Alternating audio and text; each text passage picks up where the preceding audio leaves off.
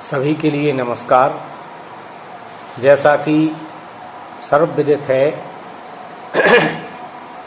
आज 17 जून 2021 से आप सभी लोगों की ऑनलाइन कक्षाएं प्रारंभ हो चुकी हैं। आप सभी के लिए आज मैं भूगोल से प्रारंभ करता हूं।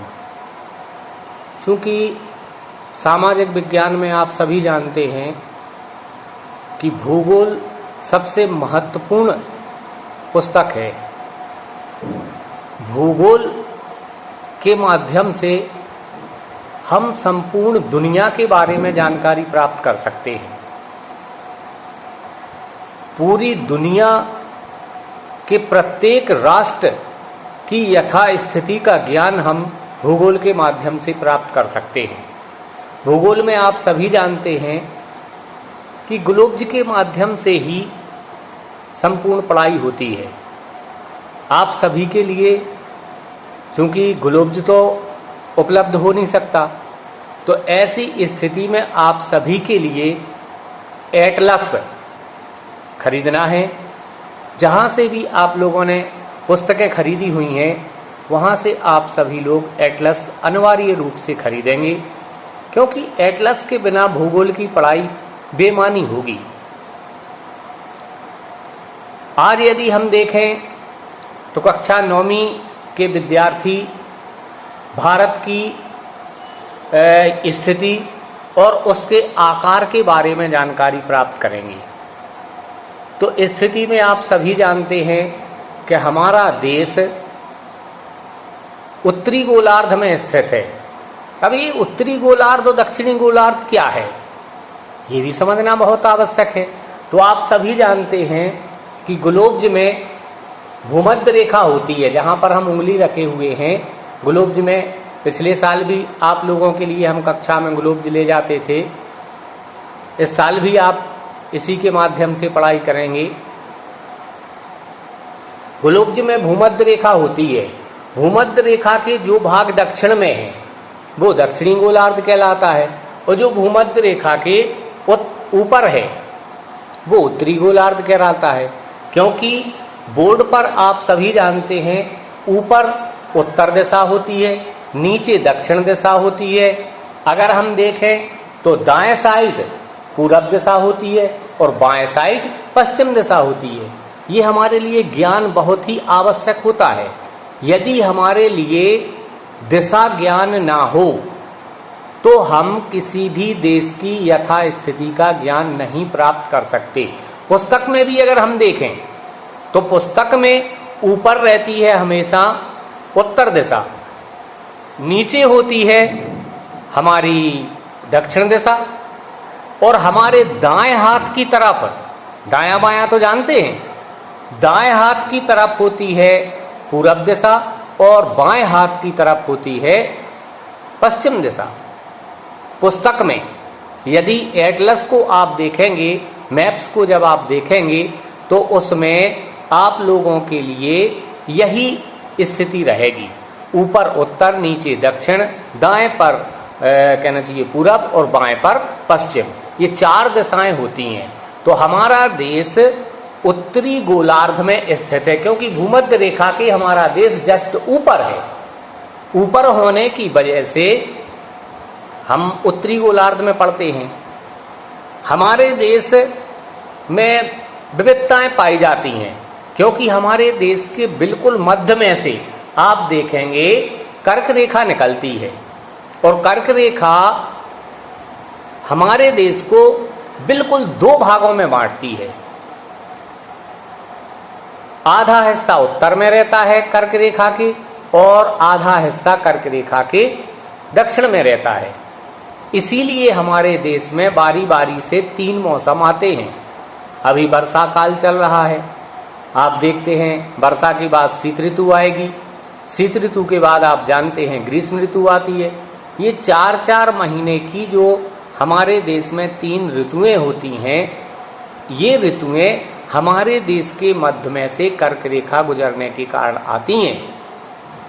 क्योंकि जब सूर्य कर्क रेखा पर चमकता है तो हमारे यहाँ पर ग्रीष्म ऋतु होती है। जब सूर्य मकर रेखा पर चमकता है तो हमारे यहाँ शीत ऋतु होती है। और जब सूर्य भूमध्य रेखा पर होता है तो हमारे यहाँ वर्षा की ऋतु होती है।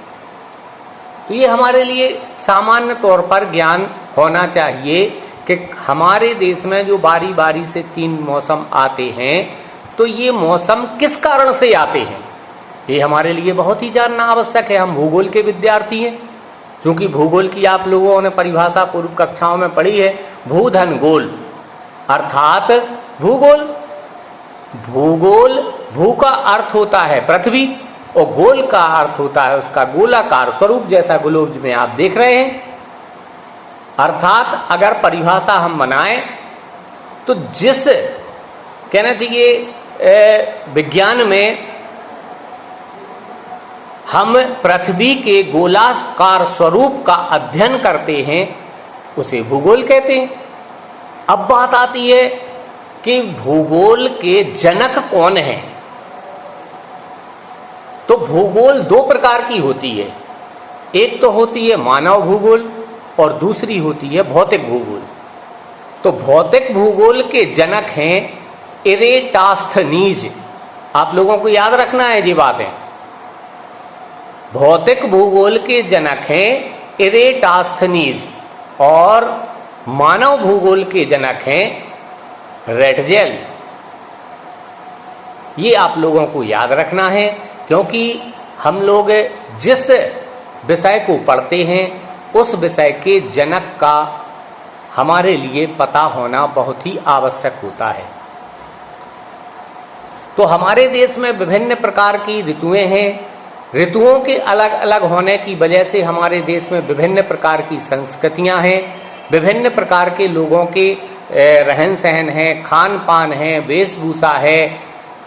हर 10 किलोमीटर पर आप देखेंगे पानी बदल जाता है, भाषा बदल जाती है, वेशभूषा बदल जाते हैं, रहन सहन बदल जाते हैं, तौर तरीके बदल जाते हैं, रीति रिवाज बदल जाते हैं। ये सब हमारे लिए भूगोल के अध्ययन क्षेत्र के अंतर्गत पढ़ना है। ये सब भूगोल में आते हैं और इनका अध्ययन बहुत आवश्यक है। तो आप देखते हैं कि हमारा देश 8.4 अंश उत्तरी अक्षांश से 37.6 अंश उत्तरी अक्षांश के बीच स्थित है। ये ग्लोब में आप लोग देख सकते हो।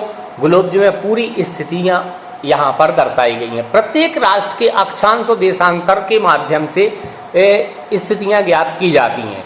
अक्षांश रेखाएं आप सभी जानते हो, जो ग्लोब पर पूरब से पश्चिम की ओर खींची रहती हैं, वे अक्षांश रेखाएं कहलाती हैं। इनकी संख्या 180 है। और जो ऊपर से नीचे की ओर अर्थात उत्तर से दक्षिण की ओर खींची रहती हैं उन्हें हम देशांतर रेखा कहते हैं। इनकी संख्या 360 है।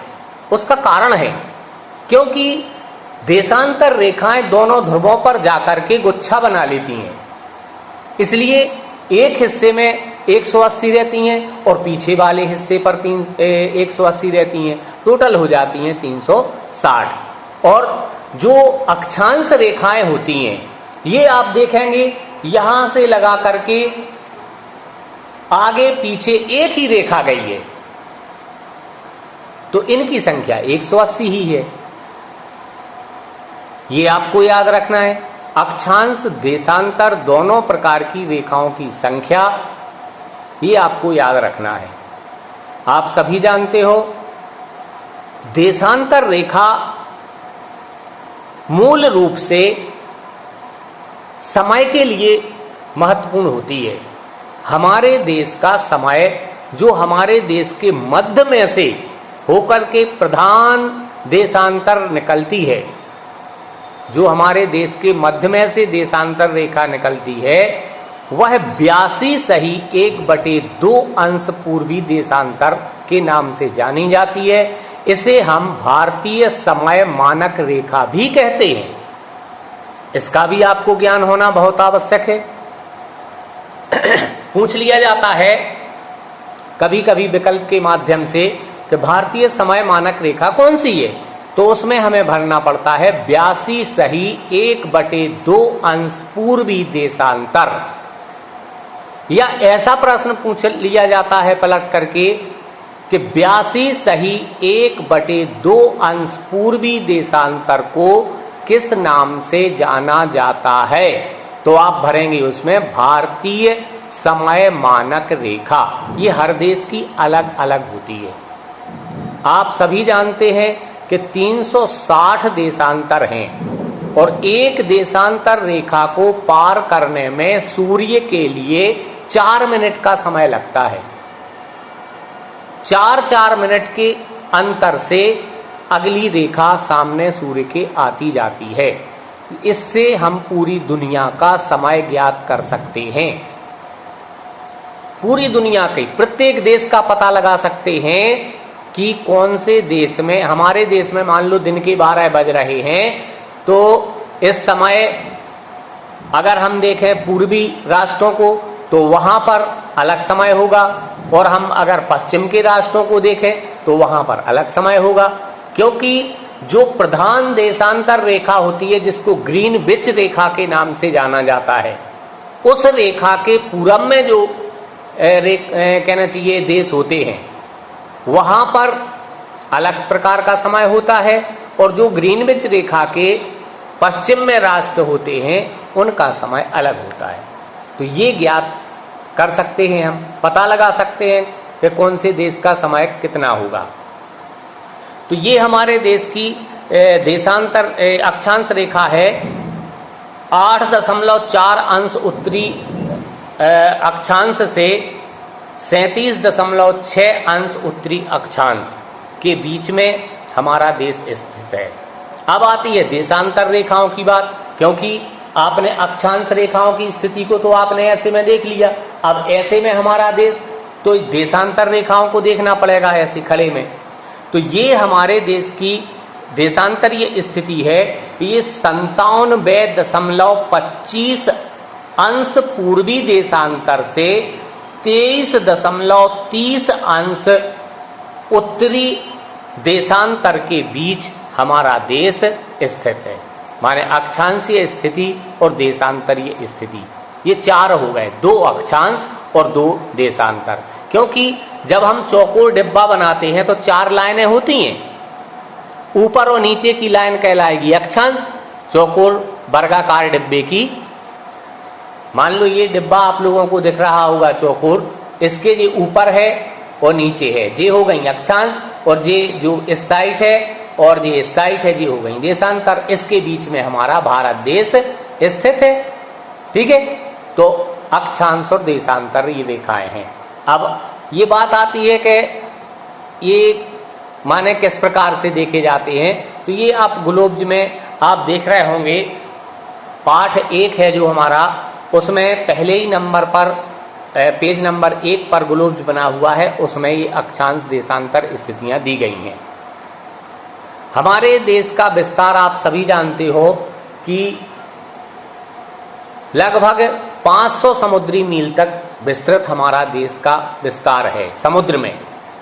तो वहां पर कुछ द्वीप हैं, आप लोगों ने 8वीं में पढ़ा होगा। द्वीप वे कहलाते हैं जो चारों ओर से जल भाग से घिरे रहते हैं, उन्हें द्वीप कहते हैं। और जो कहना चाहिए 3 ओर से जल भाग से घिरे रहते हैं, एक तरफ स्थल से जुड़े रहते हैं, उन्हें हम क्या कहते हैं? प्रायद्वीप। प्रायद्वीप का मतलब होता है 3 ओर से समुद्र से घिरे हैं और एक तरफ से ये स्थल भाग से जुड़े हुए हैं, ये प्रायद्वीप कहलाएगा। और भारत एक प्रायद्वीप है। भारत कैसा है? प्रायद्वीप, क्योंकि 3 ओर समुद्र है, दक्षिण में, पूरब में और पश्चिम में। और आप देखेंगे उत्तर में ये हिमालय पर्वत के माध्यम से चाइना से झुका हुआ है, तो ये क्या कहलाएगा? प्रायद्वीप। मगर हमारे देश के 500 समुद्री मील के भीतर कई टापू हैं, उन्हें टापू भी बोलते हैं और द्वीप भी बोलते हैं। पश्चिमी हिस्से में अलग हैं और उत्तर पूरब में अलग हैं। दक्षिण पूरब में। अंडमान निकोबार द्वीप और आप लोग कहना चाहिए लक्षद्वीप, मिनिकॉय द्वीप, इनके नाम खूब सुने हैं आप लोगों ने 7वीं 8वीं में ये पढ़े हैं। इन द्वीपों को मिलाकर के हमारे देश का क्षेत्रफल बनता है। अगर हमारे देश के क्षेत्रफल की हम बात करें तो हमारे देश का क्षेत्रफल है 32.8 लाख वर्ग किलोमीटर। ये हमारे देश का क्षेत्रफल है 32.8 लाख हेक्टेयर 32.8 लाख वर्ग किलोमीटर हमारे देश का संपूर्ण क्षेत्रफल है। ये आप लोगों को याद करने योग्य बातें हैं, ये आप लोगों को महत्वपूर्ण तथ्य हैं जिनसे हमने आप लोगों को अवगत कराया है। आप लोगों के लिए लगभग 300 पेज की एक कॉपी बनाना है जिसमें आप लोगों के लिए प्रतिदिन कहना चाहिए होमवर्क दिया जाएगा। होमवर्क के प्रश्न आप फेयर कॉपी में ही लिखेंगे, कारण जो सीबीएसई की पुस्तकें हैं उनके आखिरी में अभ्यास में प्रश्न बहुत कम दिए रहते हैं, इसलिए प्रश्नों की संख्या हमारे लिए बढ़ाना पड़ती है। तो आप होमवर्क के प्रश्न फेयर कॉपी में लिखते जाएंगे, अभ्यास लिख करके, और आप प्रश्न 1 2 3 4 5 डालते जाएंगे। एक अध्याय के प्रश्न समाप्त हो जाएंगे तो अध्याय 2 के प्रश्न प्रारंभ हो जाएंगे। उसी में आप जो यहाँ पर अभ्यास में प्रश्न दिए हैं वो भी प्लस कर लेंगे। दूसरे, आपको एक प्रोजेक्ट फाइल बनाना है। भूगोल की माने प्रोजेक्ट की फाइल पूरी सामाजिक विज्ञान की एक बनेगी।